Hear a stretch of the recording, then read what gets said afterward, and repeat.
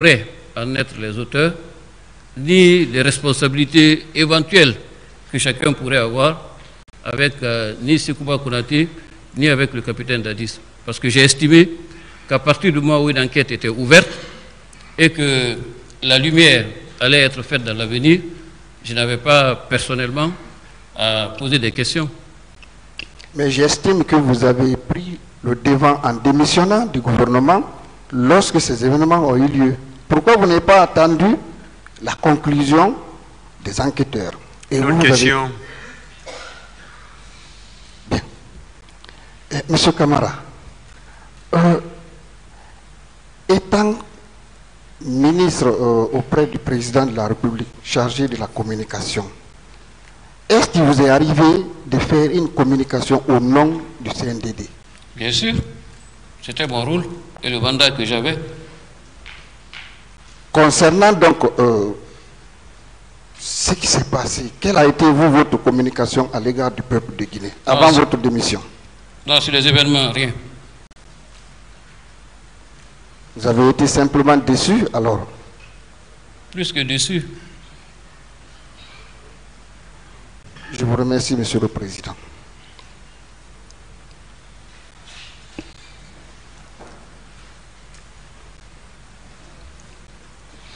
Merci, Monsieur le Président et honorable assesseur. Bonjour, Monsieur Camara. Bonjour. Monsieur Camara, hier, avant votre audition, on vous a vu vous entretenir avec des avocats de la défense. Dites-nous, est-ce que vous en avez constitué quelques-uns? Non, tout le monde m'a salué. Je parle des avocats de la défense. Non, je n'ai pas de lien particulier avec les avocats de la défense, si vous voulez le savoir. On vous a vu vous entretenir avec eux sous les caméras avant votre audition. Je vous dis que je n'ai pas de lien personnel particulier avec ni vous les avocats de la partie civile, ni ceux de la défense. Donc, à cette audience, vous n'avez pas constitué d'avocat? Non. Très bien. Qu'est-ce que vous disiez hier, tout juste avant l'ouverture des débats, pour ce qui vous concerne? Bon, est-ce qu'on peut en venir au fait? Oui, Monsieur le Président, c'est Bien, extrêmement important. Si vous avez des informations à mettre à la disposition du tribunal, vous pouvez le faire, mais... Non, c'est extrêmement important. Est-ce que vous savez que vous êtes là en qualité de témoin? Bien sûr. Est-ce que vous savez que c'est suspicieux pour vous de communiquer avec des avocats constitués dans ce dossier qui ne sont pas les vôtres? Je n'ai communiqué avec aucun avocat. J'ai répondu à des salutations. Est-ce que vos communications ne tendent pas à influencer votre témoignage? Non. On n'a pas parlé de ce procès. D'accord. Alors, on vous a entendu dire ici que vous étiez ministre de la Communication sans portefeuille. Oui. Qu'est-ce que vous vouliez nous dire? Non, c'est dire que je n'avais pas d'attribution spécifique, ni un mandat qui renvoie à des responsabilités précises. Quand on nomme un ministre, il y a un décret d'attribution qui fixe les limites de ses fonctions, de ses attributions et de ses responsabilités. Ce n'était pas le cas pour cette fonction. Donc c'était comme une coquille vide. C'est ce que vous voulez nous faire savoir? C'est votre opinion? Non, c'est une question en fait. En tout cas, il n'y avait pas d'attribution claire ni de mandat précis. Mais vous étiez un homme très sollicité du capitaine Dadis à l'époque.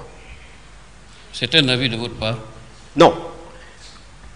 Vous avez dit ici que le 27, la nuit du 27, vous y étiez. Le 28, après les événements, il vous a appelé. Vous avez exprimé les difficultés de vous rendre au camp. Il a envoyé un colonel avec des hommes vous chercher. Est-ce que vous ne pensez pas que vous étiez un homme très important pour le capitaine Dadis? Je n'en sais rien. Monsieur Camara. D'accord.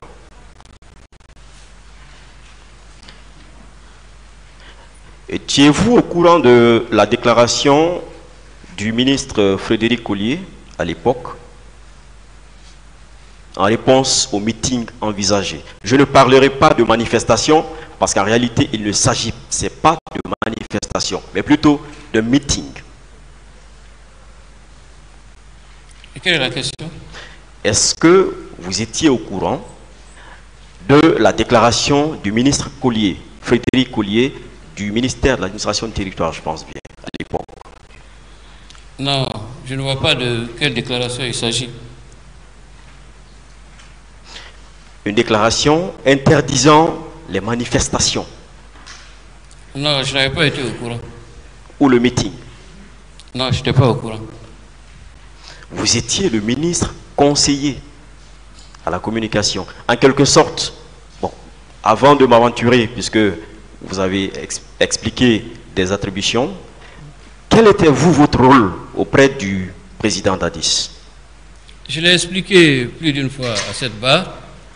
C'était simplement d'organiser certaines relations de presse et lorsqu'il avait des messages qu'il voulait faire passer à certaines occasions, il me le demandait.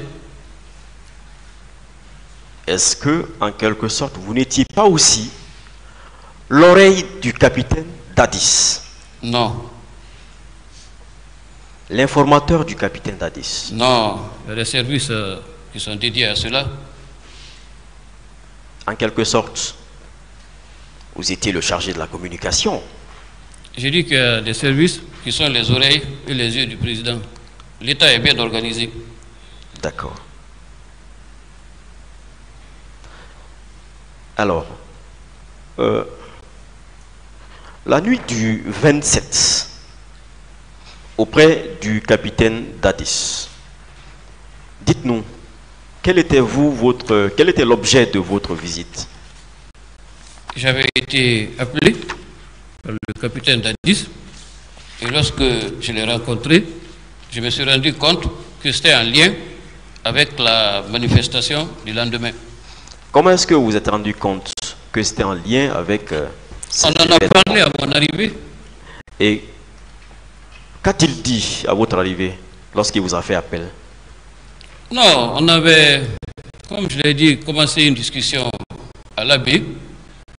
Donc lorsque je suis revenu, il m'a dit que la manifestation allait avoir lieu probablement le lendemain. Et qu'est-ce qu'il y avait lieu de faire, puisque nous en avions discuté un peu avant à l'AB. Et je lui ai réitéré ma position. Mais je crois que vous veniez de dire tout à l'heure, en réponse à l'une des questions d'un confrère, que vous n'aviez pas été consulté à ce sujet. Non, je n'ai jamais dit que je n'ai pas été consulté. J'ai dit qu'il n'y a pas eu de réunion au cours de laquelle chacun a été consulté et a donné son avis. À laquelle j'ai pris part. Alors, est-ce que vous aviez été consulté par rapport au meeting qui devait se tenir? J'avais déjà donné un point de vue à l'AB, à la suite duquel le président m'a fait appel. Lorsqu'il vous a fait appel et que vous êtes arrivé, qu'est-ce que vous avez trouvé? Je l'ai trouvé là, dans les circonstances que j'ai déjà décrites. Vous avez trouvé qui que vous pouvez reconnaître? Non, lui, je me suis dirigé directement vers lui. Il était là, en face de moi. Donc, lorsque vous êtes arrivé, est-ce qu'on est en train de parler de la nuit du 27? Bien sûr. Bien. Lorsque vous êtes arrivé, est-ce que quelqu'un est allé le réveiller ou bien vous l'avez trouvé déjà installé? Non, il était réveillé. Il était réveillé. Il était déjà réveillé. D'accord. Et il était 1h du matin ou un peu au-delà de 0 heure? Oui, au-delà de 0 heure. Je ne connais pas l'heure exacte. Vous avez parlé de militaires autour de lui. Était-ce des hauts gradés ou bien vous aviez comme l'impression qu'il s'agissait de gardes?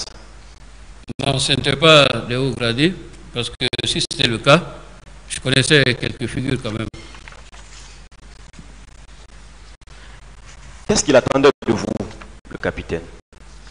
Il attendait qu'on trouve une solution pacifique à la manifestation qui était programmée par les forces vives à travers un consensus avec eux. Retournons un peu. De l'abbé, était-ce par téléphone qu'il vous a appelé dans la nuit du 27 pour venir le rejoindre? C'est par téléphone, oui. C'était à quelle heure? J'ai déjà dit que c'était après minuit, mais je ne connais pas. Il vous a appelé pour le rejoindre? Oui. C'est par téléphone. Pourquoi vous seul? Je ne sais pas. Ça, c'est à sa discrétion. Vous voyez, lorsque je disais à l'entame que vous devriez être quelqu'un de très important pour le capitaine Moussa Dadis Camara, vous avez dit non, vous n'en savez rien. Pourquoi vous fuyez les questions, les réponses? On veut comprendre des choses. Non, je ne fuis pas les questions. Vous voulez que je dise de moi-même que c'est important? Non, c'est une question qui vous est posée. Merci pour la modestie. Alors, il n'y avait pas de militaires de haut gradé autour de lui. Pendant que j'y étais, encore que je ne suis pas resté longtemps, non. Je n'en ai pas vu et je n'en ai pas le souvenir. Est-ce qu'il y avait d'autres ministres autour de lui quand vous êtes arrivé? Non, je n'en ai pas vu. Est-ce qu'il y avait des religieux là? Non, je n'en ai pas vu.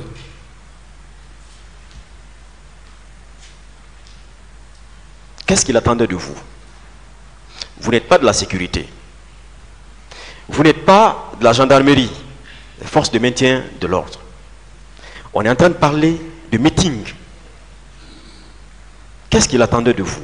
J'ai expliqué ici déjà que j'étais souvent l'intermédiaire entre certains des acteurs de la vie politique et de la société civile et lui. Et il se trouve que dans ce cas d'espèce, les interlocuteurs qu'il voulait avoir étaient les organisateurs de la manifestation avec lesquels j'avais des contacts pour essayer de trouver un consensus avec eux. Donc voilà le rôle que j'ai eu à jouer et la raison pour laquelle il m'a appelé. D'accord. Et en réponse, qu'est-ce que vous avez dit? Il attendait votre opinion, votre avis. Je lui ai dit qu'il fallait trouver un accord avec les acteurs politiques de manière à ce que la manifestation soit organisée d'un commun accord. Il fallait conclure un accord, trouver un accord. En quoi faisant? Qu'est-ce que vous avez proposé concrètement? Vous êtes très intelligent. C'est de discuter avec eux, comme il l'a fait, pour leur dire que sur le principe de manifester, il est d'accord, mais de discuter avec lui des modalités et des conditions de l'organisation. Vous savez, chaque fois qu'il y a une manifestation, on discute toujours avec les organisateurs des conditions de sécurité, de l'encadrement de la manifestation et parfois même de l'itinéraire. Donc c'est une tradition. Le colonel Tchiboro a dit à plusieurs reprises, et même devant des officiers enquêteurs, ses frères d'armes. Je le dis parce que là, il se sentait, ou il ne pouvait se sentir que libre, mais très libre d'ailleurs. Il a dit là-bas qu'il était présent et que c'est en sa présence que Sidia avait été appelé. Il l'a répété devant les juges enquêteurs. Édifiez-nous, s'il vous plaît. Écoutez, je le dis et je le répète, je le dirai ici, que ce dont je suis extrêmement sûr et qui peut m'être opposé à tout moment et en tout lieu. Dans le doute, je m'abstiens.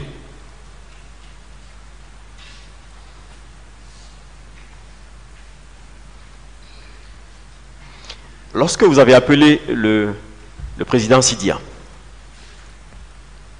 est-ce que vous avez dit quelques mots avec lui? Non, je lui ai dit juste de ne pas quitter pour le président Dadis.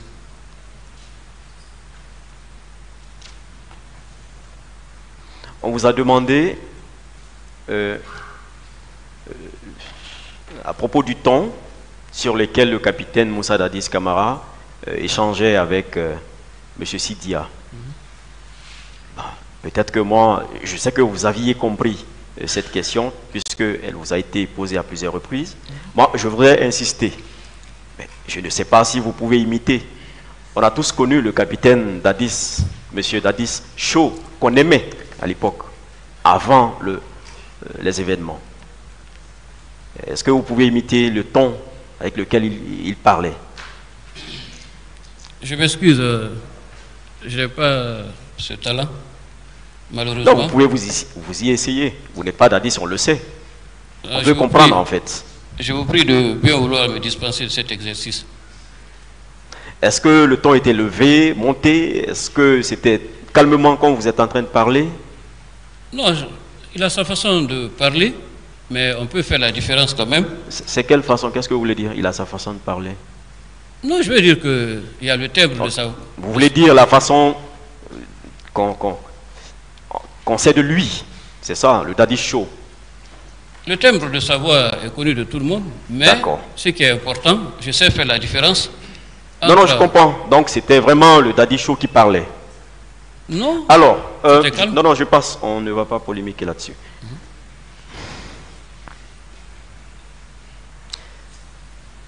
Après les massacres, le capitaine Dadis vous a encore appelé de venir. Lorsque vous êtes arrivé, il était quelle heure? Je l'avais dit hier que c'était à la fin de la journée et il ne faisait pas encore nuit. À la fin de la Donc journée. c'est probablement aux alentours de 18h, 19h. D'accord. Et qui est-ce que vous avez trouvé que vous pouvez reconnaître avec le capitaine Dadis quand vous êtes arrivé au camp? Non, moi je l'ai trouvé assis dans le couloir, il était seul, il n'y avait personne avec lui. C'est par la suite, lorsqu'il est rentré dans le bureau, qu'il y avait d'autres personnes qui apparemment l'attendaient à son bureau. Et je suis resté à peine 1 minute pour juste l'accompagner parce qu'on était ensemble dans le couloir. Et lorsque j'ai eu à dire... D'accord. Donc vous êtes venu dans l'après-midi de ce jour douloureux. Vous n'avez trouvé personne dans le bureau du capitaine Dadis? Non, je viens de dire qu'il y a des gens qui l'attendaient dans le bureau. Est-ce que vous avez vu des officiers de l'armée, ou quelques-uns au moins? Ceux qui étaient dans le bureau, pour la plupart étaient en uniforme, mais je ne les connais pas personnellement et je ne peux pas les identifier formellement. C'était quoi la fréquence pour vous au camp, en tant que ministre de la Communication, conseiller spécial du président? J'y allais quand on m'appelait. Chaque semaine, vous y partiez? Pas forcément. Le capitaine Dadis communiquait tous les jours? Je n'ai pas entendu. Le capitaine Dadis communiquait tous les jours à l'époque? Non, mais ce n'est pas... Vous êtes le conseiller, le conseiller à la communication? Non, je n'étais pas le seul qui s'occupait de la communication. Vous avez cité Mangiou, il y avait d'autres aussi. Il y avait Justin Montréal qui était ministre. Il y a beaucoup d'autres personnes qui avaient en charge la communication. Mangiou n'était pas conseiller. Il était chargé de la presse de l'autre côté. Vous étiez conseiller spécial. Non, je regrette. Ma fonction n'est pas celle de conseiller et je crois l'avoir précisé. Un ministre n'est pas un conseiller, c'est deux fonctions distinctes. D'accord. Puisque vous n'avez pas... Alors, je reviens sur la question, mais autrement. Ou peut-être pour des éclaircissements. Des officiers que vous avez trouvés, ou de certains hommes en uniforme que vous avez trouvés dans son bureau, qui est-ce que vous avez pu remarquer? Donc j'ai dit que la version qui avait été donnée par le groupe qui était présent, c'est que les gens étaient morts. Non, non, je ne parle pas de version. Vous avez reconnu qui parmi ceux qui étaient Non, présents? personne. Personne. Non, personne. Donc vous ne connaissiez pas les militaires, les membres du CNDD à l'époque? Les figures emblématiques, quelques-unes, comme le général Toto, le général Sekouba, Tchegoro. Est-ce que le général Toto était présent ce jour? Non, je lorsque l'ai pas vous êtes vu. arrivé? Non, je ne l'ai pas vu. Est-ce que le commandant Toumba était présent lorsque vous êtes arrivé? Non, je n'ai pas fait attention. Je l'ai pas Est-ce vu. que le colonel Tchegoro était présent lorsque vous êtes arrivé? Lui non plus, je ne l'ai pas vu. Est-ce que le colonel Pivi était présent lorsque vous êtes arrivé? Je ne l'ai pas vu. Est-ce que le commandant, à l'époque, j'ai oublié son nom, mais d'accord, j'en passe. Alors, puisque vous êtes resté là, qui est-ce qui est venu vous trouver? Non, je suis resté, je n'ai même pas pris place. Lorsque le président est passé derrière son bureau, moi, 1 minute après, j'étais reparti. Alors, lorsque vous êtes arrivé, le président vous a dit, Tibou, je reprends un peu vos termes, vous avez vu ce qu'on m'a fait? Est-ce qu'il a poursuivi? Non, c'est tout ce qu'il a dit. C'est tout ce qu'il a dit. C'est tout ce qu'il a dit. Et vous, en réponse, qu'est-ce que vous avez dit? J'étais sans mot. Sans mot. Oui. Donc vous étiez au courant de tout. Comment j'étais au courant de tout? Vous saviez tout ce qui s'était passé parce que... Alors, sans mot, en plus, qu'est-ce qui s'est passé? Vous n'avez pas cherché à comprendre? Vous voyez un chef d'État dans cet état Oui. exprimer une émotion aussi vive et vous pensez qu'il y a de la place pour dire un mot ou pour l'interpeller sur un sujet? Je suis d'accord avec vous, mais lorsqu'il s'agit d'un inconnu pour le chef de l'État ou de quelqu'un qui n'est pas habitué au chef de l'État, vous étiez presque tout le temps avec monsieur le président. Ce n'était pas comme un mythe pour vous. La veille, vous étiez ensemble. Et de surcroît, c'est lui qui vous appelle. Donc, c'est lui qui a besoin de vous. Donc, ne le présentez pas comme si c'était un mythe, tout un mythe. Il n'y avait pas de frontières entre vous, quand même. Quelle que soit la familiarité qu'on peut avoir ou développer avec un chef d'État, il garde le mythe de la fonction et la force de l'autorité.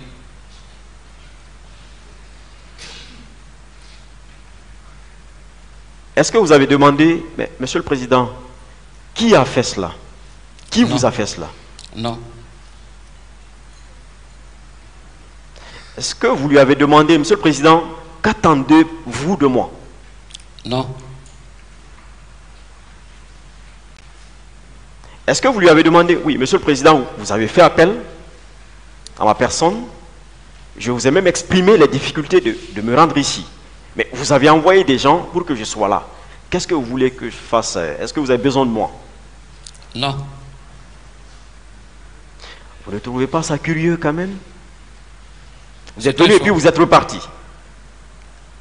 Vu les circonstances, oui. Donc c'était tout comme venir pleurer à ses côtés et puis c'est fini. C'est votre opinion. Monsieur Camara, est-ce que ce jour, le 28, vous avez vu le colonel Pivi, que ce soit là-bas ou ailleurs? Non, pas du tout. Est-ce que vous avez vu le colonel Tchegoro? Non. Le commandant Pivi, disons, le commandant Toumba, j'allais dire. Non, non, je ne l'ai pas vu. Le capitaine Marcel. Non. Il n'y avait pas de garde lorsque vous entriez? Non, il y a toujours des gardes, mais c'est généralement des soldats anonymes. D'accord. Est-ce que le lendemain, vous êtes arrivé, vous êtes revenu, le 28, le 29, le 30, au camp? Non, de temps en temps, j'y allais, bien sûr. Est-ce que vous avez participé à la réunion de crise? Non. Pourquoi? Une réunion de crise n'y participe que ceux qui sont invités. On ne s'invite pas à une réunion, surtout de crise. Monsieur le capitaine Dadis, vous appelez, vous seul, pour des questions aussi sensible ou importante, vous seul, pourquoi il ne vous appellerait pas à une réunion de crise, vous? Je ne sais pas si la réunion a été présidée par lui ou par un autre, s'il y a eu réunion, mais je suis formel, je n'ai pas été invité à une réunion. D'accord. Maintenant, puisque vous y partiez, c'était quoi les murmures au camp sur la responsabilité, sur ceux qui se sont transportés au camp, ceux des militaires qui se sont transportés au camp, disons, j'allais dire, au stade du 28 septembre. C'était quoi le murmure au moins? Je n'étais pas au milieu des militaires, donc je ne peux pas vous dire ce qui se disait en leur sein. Je ne dis pas ce qui se disait au milieu des militaires, mais au moins dans le bureau du président ou parmi vous, les ministres, vous étiez un homme d'État. Je crois l'avoir déjà dit, à savoir que tout le monde se posait des questions de comment tout cela était arrivé et souhaitait... Non, je suis sur qui? Voilà. Je ne suis pas sur comment tout le monde se posait des questions sur le comment, non, mais sur la responsabilité. Qu'est-ce qui se disait dans les couloirs chez vous? Est-ce qu'on disait que c'est le groupe de Toumba, le groupe de Marcel, le groupe de Pivi? Non, à ce moment-là, personne ne savait encore rien. Tout était confus. Vous n'aviez rien entendu au camp? Non.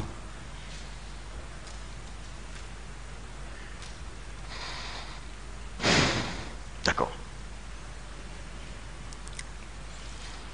Est-ce que vous aviez entendu ou appris que le colonel Pivi voulait arrêter Toumba? Non. Vous n'aviez pas appris ça? Non. Ce sont des affaires militaro-militaires. Ça ne me concerne pas et on ne m'informe pas. Oui, mais vous étiez très proche du capitaine, donc il y a des informations que vous aviez à l'époque. Tout le temps que j'ai été avec lui, il ne m'a jamais parlé de l'armée ou des affaires militaires.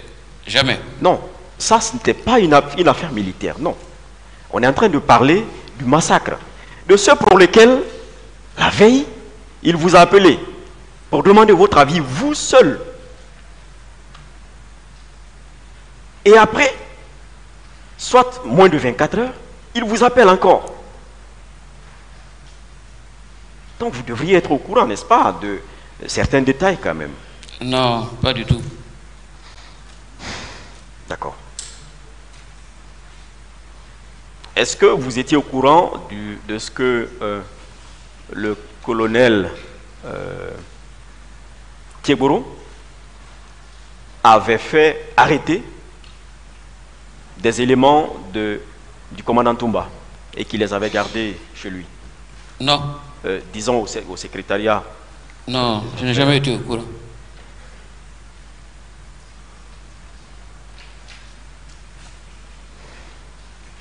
Monsieur le Président, merci.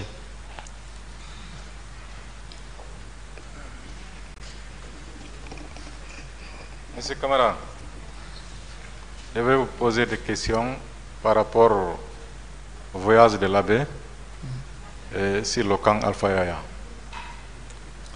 À l'entame hier, vous avez dit que vous-même vous êtes étonné, vous avez posé la question au président d'Addis.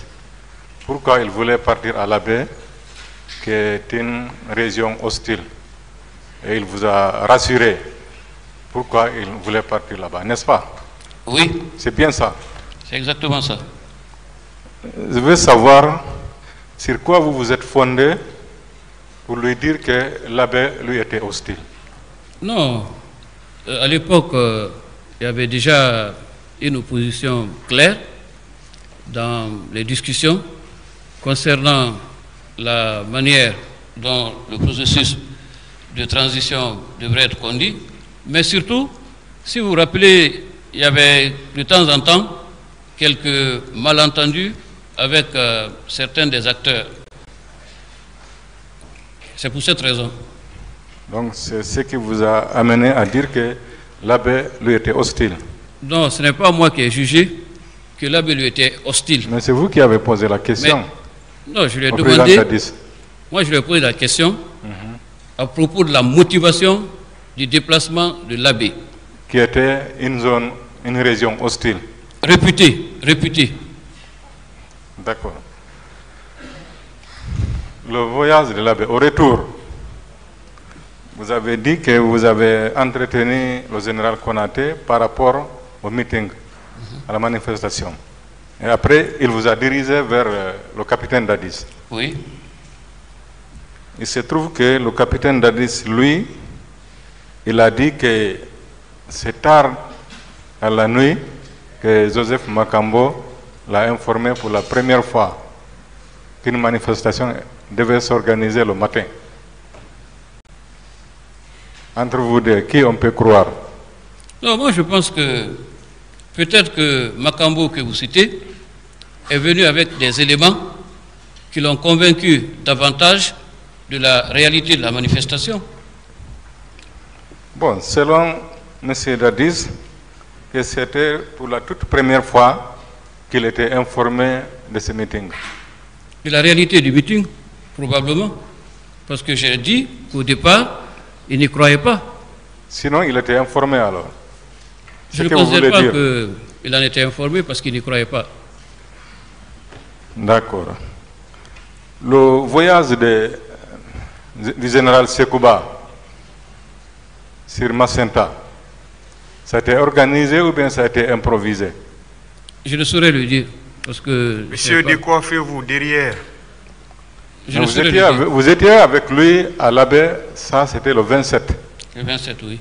Et vous êtes rentré tard la nuit à Conakry. Oui. Est-ce qu'il était venu jusqu'à Conakry avec vous? Le général Sekouba? Oui. Non, on n'a pas effectué le voyage ensemble. On n'a pas effectué le voyage. Non. Toujours est-il que le 28, il était à Macenta. Cependant, vous avez essayé, vous vous êtes déployé pour que le meeting au stade soit annulé ou reporté. Vous avez joué les bons offices pour ça, n'est-ce pas? Oui. Est-ce que vous trouvez anormal que vous vous déployez en tant que membre du gouvernement pour annuler le meeting de l'opposition en même temps qu'un de vous organise un meeting de soutien à Macenta, le même jour? Annuler, il n'a jamais été question d'annuler la manifestation. D'accord. Jamais. De délocaliser alors ou de reporter? Voilà. Est-ce que cela est normal à votre avis? Je n'ai pas à le dire. Ce qui était notre souci, c'est que les choses se fassent d'un commun accord. Est-ce qu'il y a eu des interventions pour que l'autre meeting aussi n'ait pas eu lieu à Macenta? Je ne suis pas au courant dans quelles conditions ce meeting a eu lieu et a été organisé. Toujours est-il qu'à Macenta, il y a eu un meeting de soutien le même jour, 28 septembre. N'est-ce pas? Quelle est la question? C'est ça la question. Reprenez-la. Je dis toujours est-il que le même jour, 28 septembre, il y a eu un autre meeting de soutien à Macenta, n'est-ce pas? D'autres auraient appelé ça une réception. Vous appelez un meeting. Dans tous les cas, il y a eu un déplacement. D'accord. Revenons au camp Alpha Yaya. Vous avez dit ici que M. Dadis utilisait rarement son téléphone pour appeler. La preuve est que pour appeler M. Sidia, il a utilisé votre téléphone. Presque immédiatement avant, lorsqu'il vous a appelé, il a appelé avec son téléphone ou bien avec le téléphone de quelqu'un d'autre? Non, comme je vous ai dit, il utilise toutes sortes de téléphones pour appeler ses collaborateurs. Il vous a appelé à partir du téléphone de qui? Je ne me souviens pas, mais en tout cas, j'ai décroché, c'était lui. D'accord. Lorsque le lendemain, le même jour, parce que ça c'était vers les 1h, 2h, c'était toujours le 28. Lorsque le même jour, vers le soir, il vous a appelé, quelle était l'atmosphère? Parce que vous avez dit qu'il était impossible pour vous de rallier le camp Alpha Yaya. Oui, parce que la circulation était bloquée. Il y avait des incidents sporadiques et des actes de violence dans le quartier où j'habitais. Et il fallait coûte que coûte que vous vous rendiez au camp Alpha Yaya? Non, c'est lui qui m'a invité à y aller. Oui, c'est lui. Parce qu'il a fait venir des militaires pour venir vous chercher, n'est-ce pas? Oui. Colonel Issa, à l'époque, je pense qu'il n'était pas en service à Conakry. Je ne connais pas quelle était sa fonction, mais en tout cas, c'est lui, avec d'autres agents que je ne connais pas, qui est venu me chercher. Il semble qu'il était à Mamon, officiellement. Je ne connais pas quelle était sa fonction à l'époque. Je ne m'en rappelle pas. D'accord. Il était venu avec combien de personnes vous cherchez? Non, avec quelques agents. Je n'en connais pas le nombre, mais en tout cas, c'était un véhicule. Hein. C'était juste un véhicule. Ce n'était pas une escorte. Vous êtes monté dans leur véhicule ou bien vous avez... Dans leur véhicule. Dans leur véhicule. Au retour, en allant au camp Alpha Yaya, est-ce que votre cortège n'a pas tiré sur des manifestants qui revenaient à Bambeto, à Koloma et au camp Alpha Yaya, au camp Carrefour? Non, ça c'était à la fin de la journée. Il y avait un amas de pierres par endroit sur la route, mais il n'y avait pas de manifestation en tant que telle. Mais vous, c'est vous qui avez décrit l'atmosphère. Oui. Vous dites qu'il vous est impossible de partir au camp. Absolument. Parce qu'il n'y avait pas de... Est-ce que c'est les amas de cailloux qui vous ont empêché d'aller au camp, ou bien c'est parce qu'il y avait des en dehors? Non, il n'y avait pas de circulation du tout. La circulation était coupée par endroits cette journée. C'est ça justement. Est-ce que je n'ai pas répondu à la question? Est-ce que votre cortège n'a pas tiré sur des manifestants? Non. À Bambeto, à Koloma et au camp Carrefour? Non. D'accord. Et, Monsieur Camara, vous êtes un homme vraiment talentueux et intelligent. Tout le monde vous reconnaît pour ça. Au point qu'en 2009, notamment au mois de septembre, vous étiez amis à la fois et au capitaine Dadis et au général Sekouba Konaté et au président Sellou et au président Sidia, n'est-ce pas? Une autre question. Monsieur Camara, est-ce que vous avez regretté les événements du 28 septembre? Tout le monde a condamné, a vous commencé. Particulièrement? Oui, j'ai condamné et je m'en suis démarqué en posant ma démission sur la table. Avec le recul? Quel recul? C'était dans le feu de l'action. Je ne vais pas poser la question d'abord. Je vais poser une question. Avec le recul, est-ce que le rôle que vous avez joué auprès du capitaine Dadis et du CNDD en septembre 2009, si l'histoire était à refaire, est-ce que vous pouvez jouer le même rôle aujourd'hui? Je ne sais pas quel est le rôle. S'il n'est pas défini, je ne peux pas dire si je le ferai ou non. Vous étiez proche du capitaine Dadis.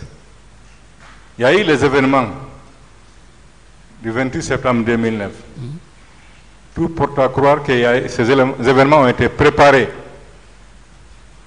Vous étiez vraiment le confident, un des confidents du capitaine Dadis.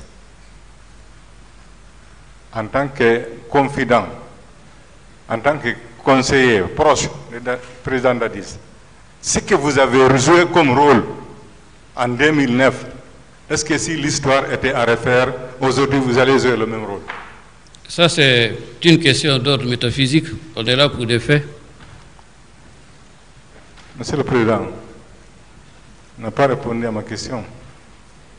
Je n'ai pas de réponse. Voilà. Le tribunal va apprécier. Je vous remercie, Monsieur le Président.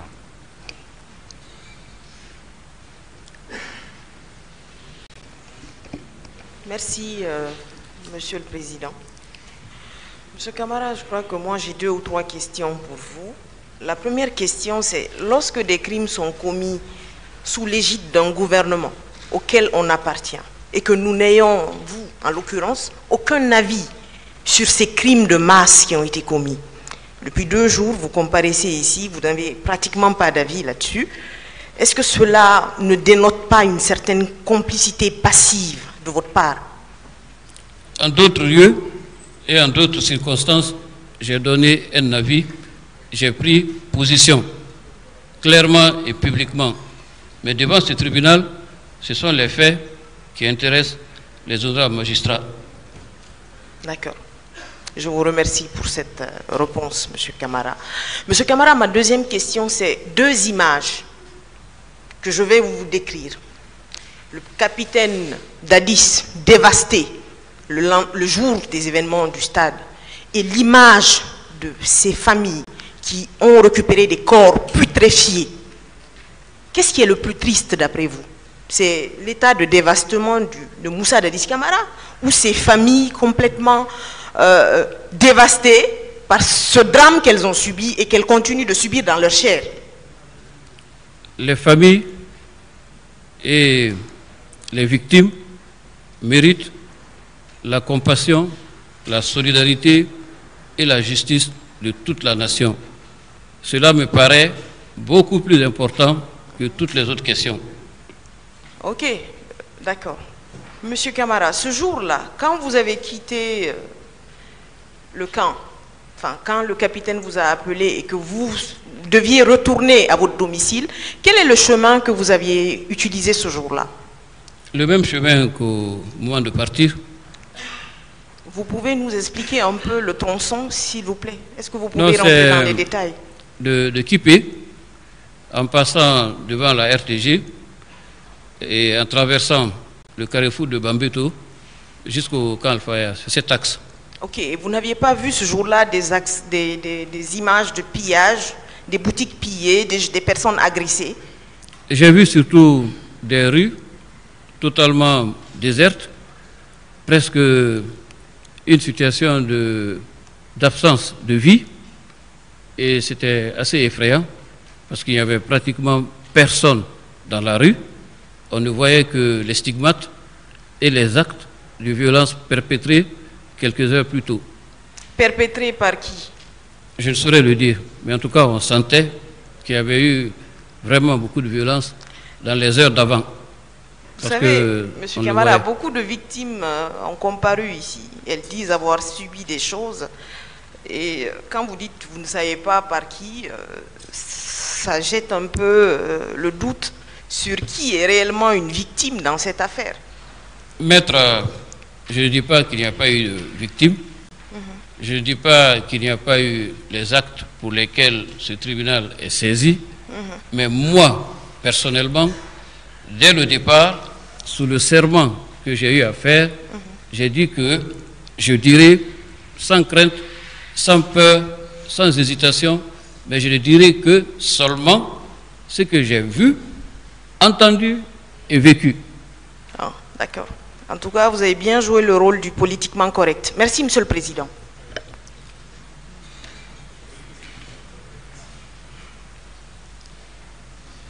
Vous avez fini là-bas?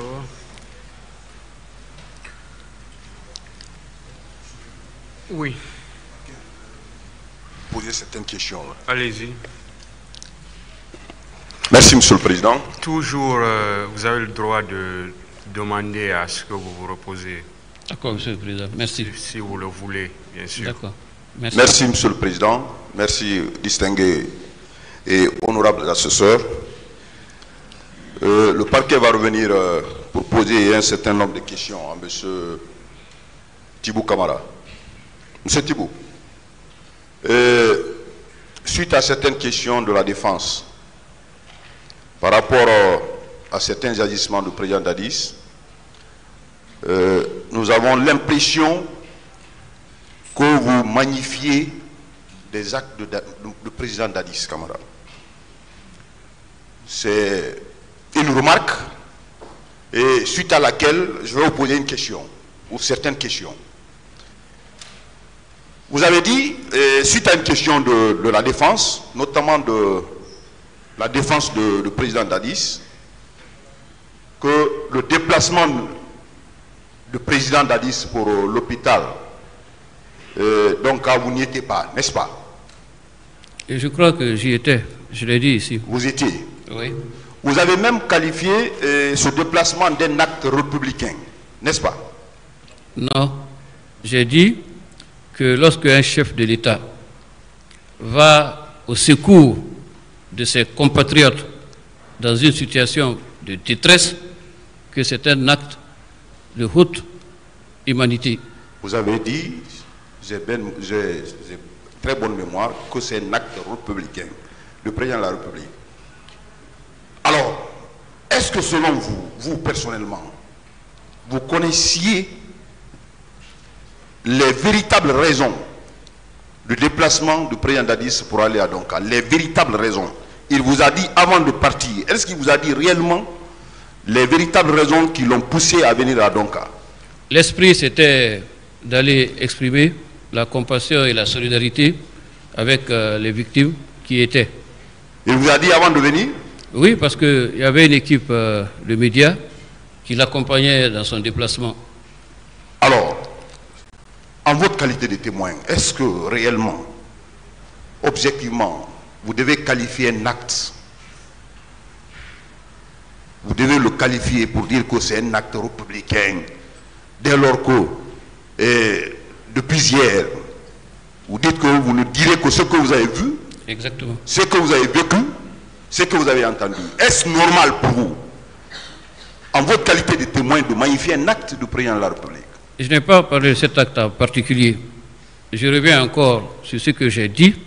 J'ai dit un chef de l'État. Je n'ai pas nommé le capitaine Dadis Camara. Vous pouvez revoir ma déclaration. J'ai dit lorsque un chef de l'État se déplace pour aller à la rencontre de ses compatriotes dans une situation de détresse, c'est un acte salutaire.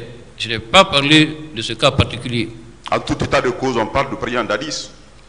Je n'ai pas de commentaires à faire, comme je l'ai dit, sur les personnes ou les personnalités, mais je peux parler du fonctionnement d'un État et de certains comportements d'un chef de l'État dans des circonstances particulières de la vie.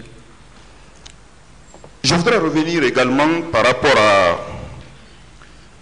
à la question de l'organisation de la manifestation du 28 septembre. Oui ou non, vous confirmez que vous étiez à la manifestation de soutien? Non, ça n'a pas été présenté à nous, à l'époque. Vous étiez oui ou non? J'y étais. Voilà. Selon vous, quel est le temps qui s'est écoulé entre la manifestation de soutien et la manifestation du 28 septembre? Quel temps s'est écoulé? Comme je dis, j'étais présent au stade. Le président même Dadis n'a pas pu prononcer de discours ce jour. Et donc, pour moi, ce n'était pas une manifestation de soutien. Il avait été dit que la jeunesse le recevait pour parler de la transition. C'est ce qui a mobilisé, en tout cas, quelqu'un comme moi. Quel a été le temps qui s'est écoulé entre ces deux manifestations? Je ne me souviens pas, Monsieur le Président. Une semaine? Ça dépend de la date à laquelle... Un mois? De toute façon, il n'est pas resté longtemps au pouvoir. Donc... Alors, raisonnablement, M. Thibou, raisonnablement, est-ce que cette organisation de soutien, même si vous ne le dites pas expressement, mais dans vos déclarations, vous avez dit que le slogan, c'était Dadis doit rester. Vous l'avez dit dans votre narration ici. Jamais. Donc, vous l'avez dit, je retiens. Non, monsieur le procureur, jamais. Alors, jamais, raisonnablement, je pose la question. Jamais. Raisonnablement, est-ce que le pouvoir a le droit d'accepter un mouvement de soutien au même endroit et refuser un autre mouvement de contestation au même endroit? Je n'ai pas d'avis, monsieur le procureur. Vous n'avez pas d'avis? J'ai dit que je ne donne pas d'avis ni de sentiments personnels sur les sujets et les personnes. Également, suite à une question de la défense, et suite à laquelle question, des procès-verbaux ont été lus par la défense de Dadis. Que le motif réel, c'était parce qu'il y avait un match qui était en cours, en vue plutôt. Le match entre le Burkina Faso et la Guinée. Alors, selon vous, le mouvement de soutien est antérieur à cette préparation de match ou postérieure à ce match au stade, puisque vous étiez là? Le match? Le match est antérieur, non? Est postérieur à ce mouvement ou antérieur? Le match devait venir après. Après. C'était au mois d'octobre, selon ce qui a été dit ici. Alors, si le match devrait venir après, si les motifs tiennent réellement, est-ce qu'on devrait accepter que la manifestation de soutien soit organisée au même stade et interdire la contre-manifestation au même endroit? Est-ce que c'est normal? Je crois que parmi les personnes à comparaître, il y a le ministre des Sports et le directeur du stade du 28 septembre. Pour le moment, c'est vous qui êtes là. C'est vous. Je saurais répondre à cette question puisque je Oui, je sais. Une autre question. Chaque fois qu'il y a une question, vous êtes un témoin. Hein? Oui. Mais le président vous a réitéré ici que la sincérité de votre témoignage permet à ce tribunal de rendre une décision saine. Mais chaque fois qu'il s'agit d'une question relative à une personne déterminée, vous esquivez. C'est ce que nous avons compris. Parce que je veux m'en tenir au fait. Et c'est pourquoi j'ai été appelé à comparaître devant le tribunal. Je vous remercie, Monsieur le Président.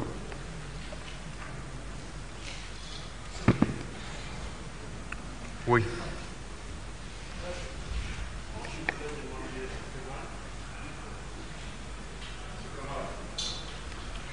Est-ce qu'il y avait un ministre de l'Information?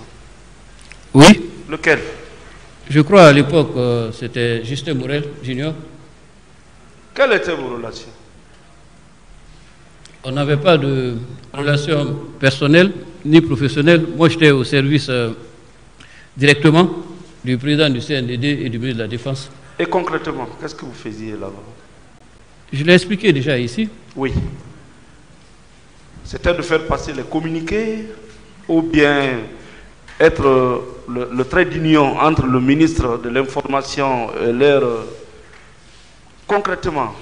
Non, c'était de passer des messages oui. liés au déroulement de la transition oui. venant de l'un ou de l'autre. Au même titre, auprès du général Sekouba Konaté? Oui. Les deux? Oui. Vos bureaux se trouvaient où? Je n'avais pas de bureau. Pourquoi vous avez accepté cela? C'est personnel. Comment vous avez connu le président Dadis? En comparaissant devant lui, à l'occasion des séances publiques qu'il organisait au camp. Par le canal de qui? Ce n'est pas par le canal de quelqu'un. Vous savez, à l'époque, les hauts commis de l'État étaient appelés à s'expliquer à propos de leur gestion. C'était la première fois que je le voyais et c'est ce jour-là que le contact est né entre lui et moi. Et le général Sekouba? C'est pareil, c'était dans les mêmes circonstances. Ah, mais tous les hauts commis du général Lansana Conté ne sont pas passés là-bas? Certains d'entre nous sont passés. Mais ils n'ont pas été retenus comme ministres. Bon, on va revenir au fait, s'il vous plaît. Parce que vous avez, à une des questions, vous avez dit qu'un confrère a oublié la partie du feu général Lansana Conté. Vous avez été ministre, non? Avec le président Lansana Conté. On revient au fait, s'il vous plaît. Bien. Je voulais savoir, en démissionnant, est-ce que ce n'était pas une trahison après? On revient au fait.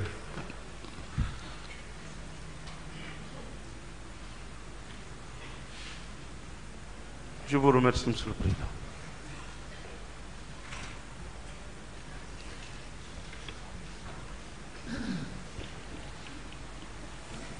Monsieur Camara, une des questions posées par le confrère de la partie civile, que le président Dadis vous appelait, et on vous pose la question pourquoi vous, lorsqu'il vous a appelé pour pouvoir communiquer avec M. Sidia Touré et autres. Est-ce que cette invitation faite par le président, vous dites appeler Sidia Touré, est-ce que ce n'est pas consécutif au conseil que vous lui avez donné en amont? Si. À la veille? Si. Ça c'est un. Deuxièmement, est-ce que ce n'était pas compte tenu de vos rapports personnels avec ces leaders politiques? Si. Je vous remercie, Monsieur le Président.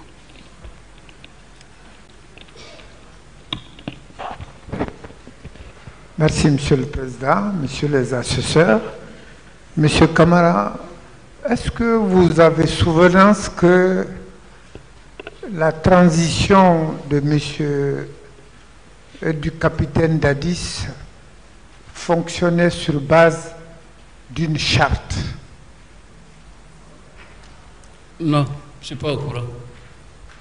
Parce que je les ai rejoints un peu plus tard. Pas dès le début. Donc, on peut estimer que c'était un pilotage à vue, parce qu'il n'y avait pas d'écrit consensuel sur lequel cette transition devrait être menée comme c'est le cas aujourd'hui. Bien. Dans une situation de ce genre,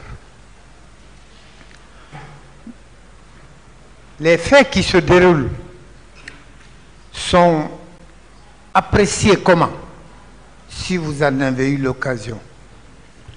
Comment est-ce que on appréciait ce qu'il fallait faire ou ce qu'il ne fallait pas faire? Je ne donne pas d'opinion personnelle.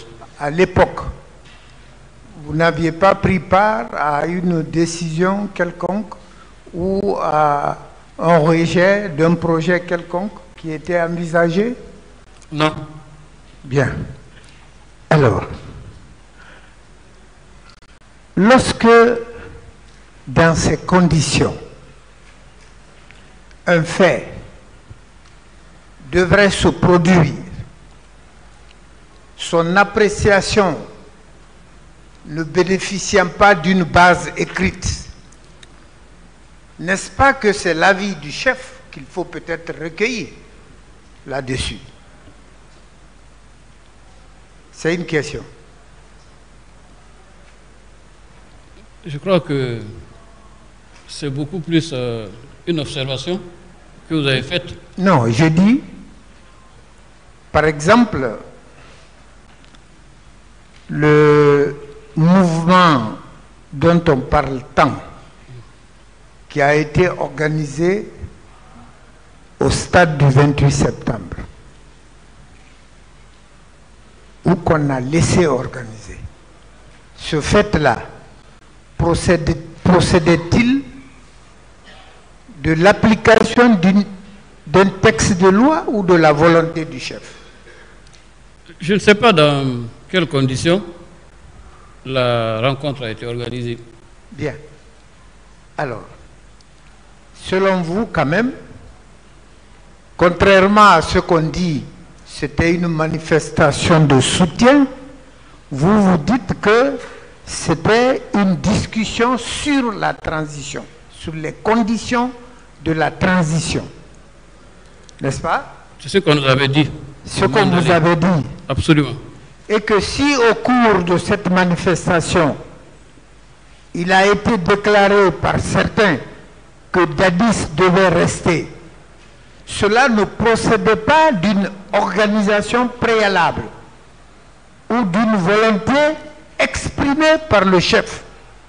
C'était la traduction de la volonté, à mon avis, des auteurs de cette déclaration. Alors, dans la mesure où il n'y a pas de texte de base, chacun n'avait pas la liberté d'exprimer ce qu'il souhaitait bon pour cette transition. Est-ce que moi, par exemple, si j'avais eu l'occasion de parler, je n'avais pas le droit de dire ce que j'estimais être bon pour la transition? Est-ce qu'on me l'aurait interdit? C'est une question. Oui. De toutes les façons, en démocratie, chacun est libre de ses idées, de ses convictions. Très bien. En d'autres termes, ça n'a pas été un tort pour ceux qui ont dit que Dadis devait rester, c'était leur volonté. Voilà. Alors, Monsieur le ministre, on trouve que vous magnifiez le capitaine Dadis.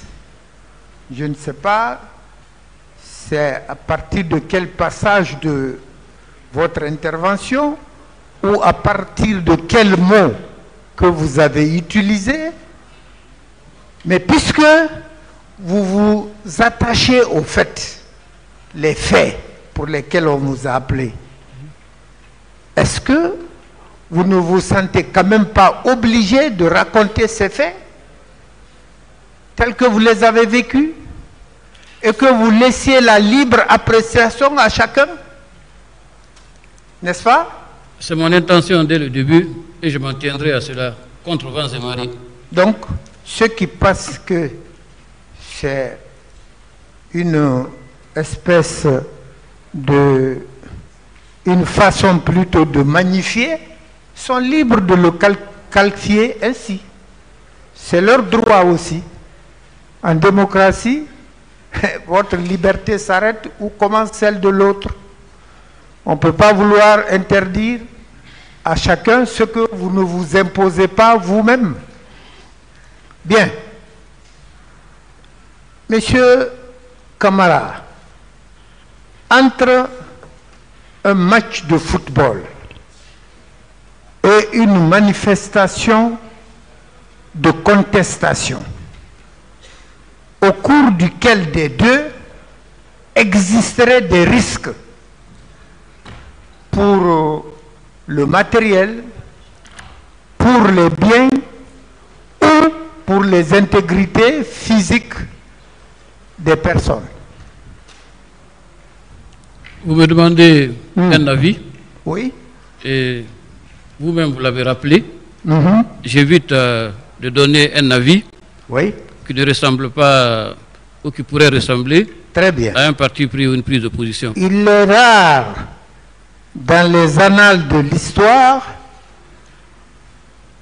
à part quelques cas, et le dernier dans la mémoire collective, c'est le dernier match de l'équipe de Lyon, où le match a été empêché. Les questions. Monsieur le Président, s'il vous plaît. Les questions, s'il vous plaît, maître. Oui, mais je suis en train de poser des questions. Voilà. Un match de football, au-delà de l'émulation qu'il incarne, il recèle, est considéré comme un moment de réjouissance, de joie, alors qu'une manifestation, c'est la traduction d'un sentiment de colère, de désapprobation. Les deux ne sont pas comparables. On peut valablement accepter l'un et refuser l'autre. Monsieur Camara, est-ce que vous avez été un moment, pendant votre passage au gouvernement de M. Dadis, au courant qu'il était ou il serait candidat si les élections venaient à être organisées? Non. Bien.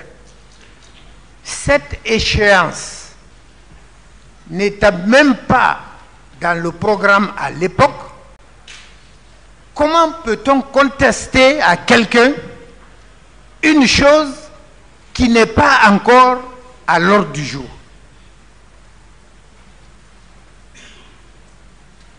Alors, est-ce que vous étiez au courant que le président du CNDD ou quelques membres du CNDD étaient interdits de candidater lorsque les élections seraient organisées? Étiez-vous au courant? Non. Très bien. Mais alors, n'étant pas prévu qu'il était interdit à Dadis de se présenter, pourquoi déjà on lui contesterait ce droit, cette possibilité? Bien. Monsieur Camara, les moments que nous vivons maintenant sont aussi des moments de transition. Là, au carrefour de la place de l'Indépendance, en face de l'école des martyrs, des slogans favorables à la candidature du colonel Mamadi Doumbouya. Des questions en rapport aux faits, s'il vous plaît. Monsieur le Président, s'il vous plaît, des questions en rapport aux faits. On pense que les faits du 28 septembre sont imputables à la volonté de Dadis de se présenter. Que c'était pour contester cela.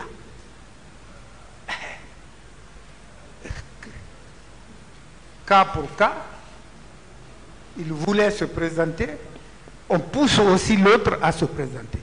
Monsieur le Président, Monsieur Camara,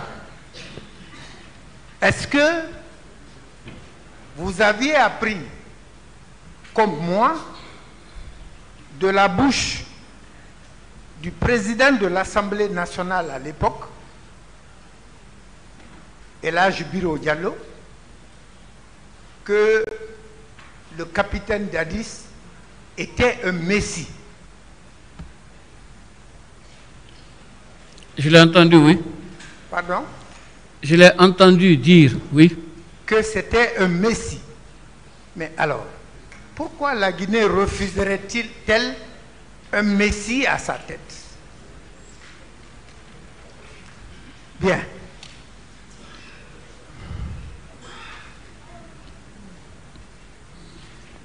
Alors, est-ce que vous êtes... Bon, évidemment, c'est des récurrences parce que vous étiez présent quelquefois lorsque certaines choses se produisaient. Le fait que le capitaine Dadis ait accepté, ou ait décidé plus précisément, de se rendre à l'hôpital où étaient admis les victimes des massacres du stade du 28 septembre. Serait-il un tort ou un acte qu'on peut qualifier de positif? Juste un acte qu'on désapprouve ou qu'on approuve? J'expose les faits, je ne juge pas les actes. Très bien. Merci, Monsieur Camara.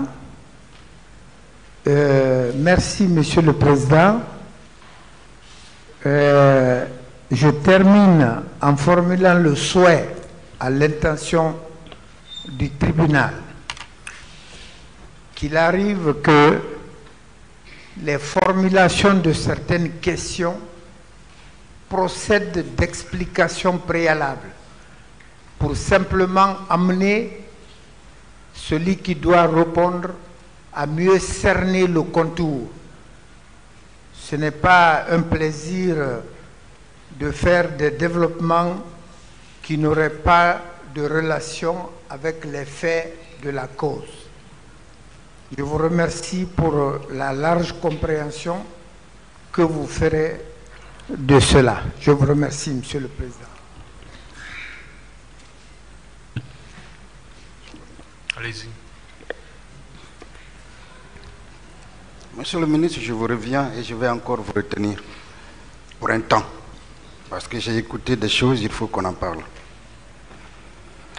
Mais je vais commencer par...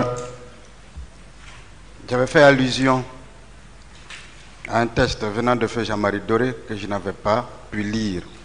Pour vous, je vais commencer par ça pour la gouverne du président. S'il vous plaît, maître, il est 14h, on va partir à la pause. Ok, Monsieur le Président. Camara, vous pouvez rejoindre votre place, tout moins. L'audience est suspendue. Merci, Monsieur le Président.